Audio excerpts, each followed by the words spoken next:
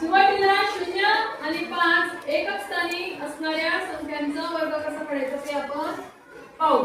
आता ज्या संख्यांच्या एकक स्थानी 0 असतो त्या संख्यांचा वर्ग काढताना काय करायचंय?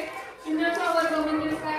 2 0 घ्यायचे इथे आणि उरलेली संख्या आहे अंक आहे 2 त्याचा वर्ग करायचा. 2 चा वर्ग किती आहे?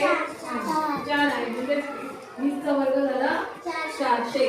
आणि ती मोठी संख्या पाहू आपण 50 घेऊया. बघा या शून्यासाठी आपण 2 शून्य लिहिणार इथे आणि मग 5 चा वर्ग किती? 5 चा वर्ग 25 म्हणजे 50 चा वर्ग आहे 2500. हे झालं 0 एकक स्थानी असणारी संख्या. आता ज्याच्या एकक स्थानी 5 आहे अशा संख्यांचा वर्ग कसा काढायचा? तर काय करायचंय? एकक स्थानच्या 5 चा वर्ग लिहायचा. 5 चा वर्ग किती आहे? 25 आहे.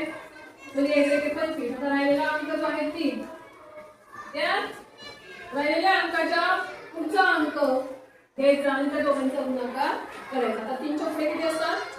4 असतात. 3 चोक 12. मग 35 चा वर्ग आला 1225. अजून कितीही मोठी जरी संख्या असली तरी या पद्धतीने आपल्याला तो वर्ग काढायचा आहे. बघा अजून एक घेऊया आपण 75. 5 चा वर्ग किती आहे? 25 आणि 7 च्या पुढची संख्या 8. 7 आणि 56 म्हणजे 75 चा वर्ग आहे 5625.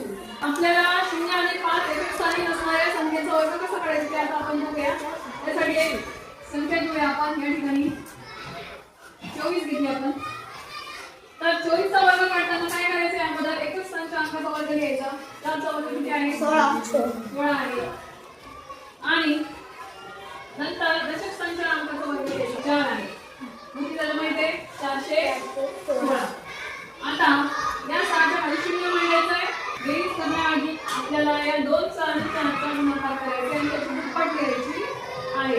संख्येचे जेवढे अंक असतील त्याचा गुणाकार करायचा आणि त्याची दुप्पट करायची. बघा 2 चौक 8 आणि 8 दोन्ही 16. मग 160 याच्यातून मिळवायचे आणि बेरीज करायची. बेरीज किती आली आपल्या पहाचा? 576.